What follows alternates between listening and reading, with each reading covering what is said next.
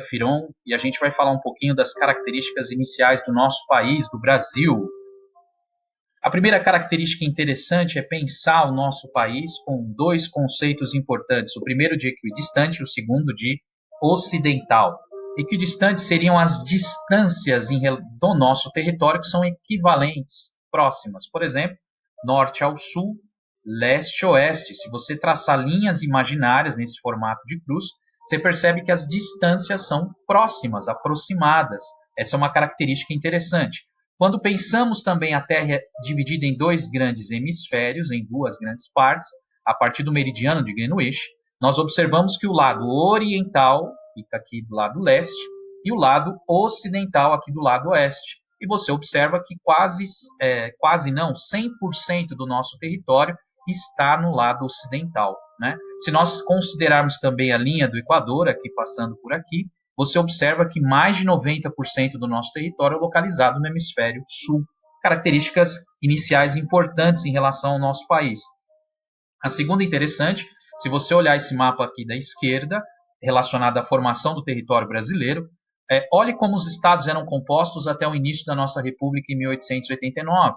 Olha o tamanhão aqui do Mato Grosso. Cadê o Acre, gente? Os dinossauros, não existe aqui ainda. Não os dinossauros, o Acre.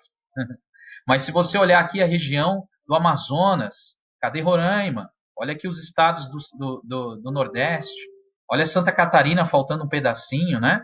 Aqui o Distrito Federal localizado no Rio de Janeiro. Hoje, você sabe, em Brasília. Olha o tamanhão aqui de Goiás, não tem ainda o Tocantins. A região sul aqui, por exemplo, tinha um estado antes da República, Cisplatina, o atual Uruguai, que era uma parte do território nacional. Agora, olhe o mapa atual, que você consegue observar. Aqui a região norte, vários estados, o verde. Essa região nordeste também, com vários estados. Aqui o Tocantins, que não existia no mapa inicial. A região do centro-oeste, com a capital em Brasília, o atual Distrito Federal. A região sudeste, São Paulo, nós aqui, ó. E aqui a nossa cidade, né, a capital. E a região sul aqui, ó.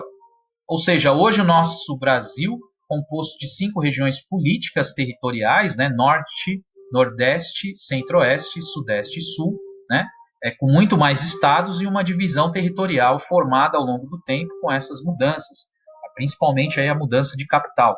E quando você observa outro conceito interessante, o nosso país ele é muito populoso e pouco povoado. O que significa isso?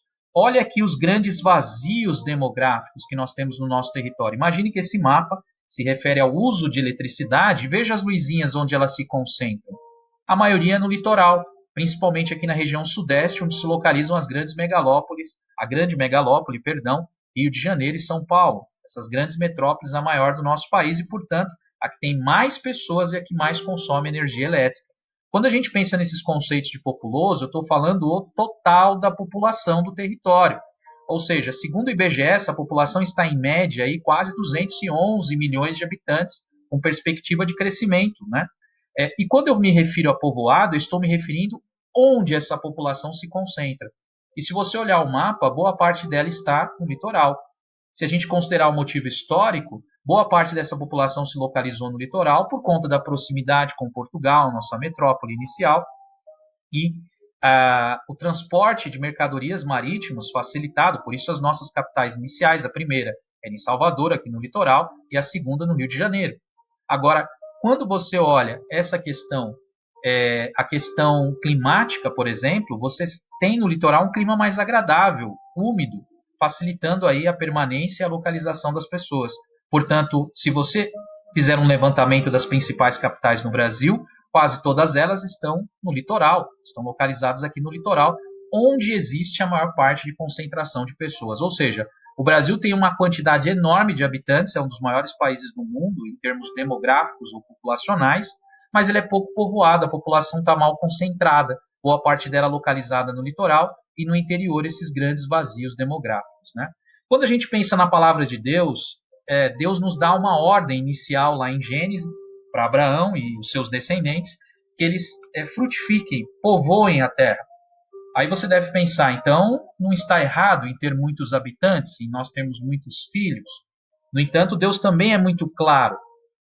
Esse povoamento deve ser feito com propósito, com plano, com promessa. Quando Abraão tem o seu filho, Isaque, ele é o chamado filho da promessa, porque houve um planejamento, Deus avisou que a partir dele, uma grande nação, um grande povo surgiria. Havia, portanto, uma aliança com Abraão, uma promessa com Abraão. Agora, quando o homem ocupa a terra de uma forma desenfreada, sem planejamento, sem propósito e sem planos, nós começamos a ter os problemas, que é isso que nós temos tido hoje no Brasil. O excesso de pessoas em alguns pontos do território e grandes vazios em relação a outras partes do nosso país. Beleza? Fiquem com Deus e até mais.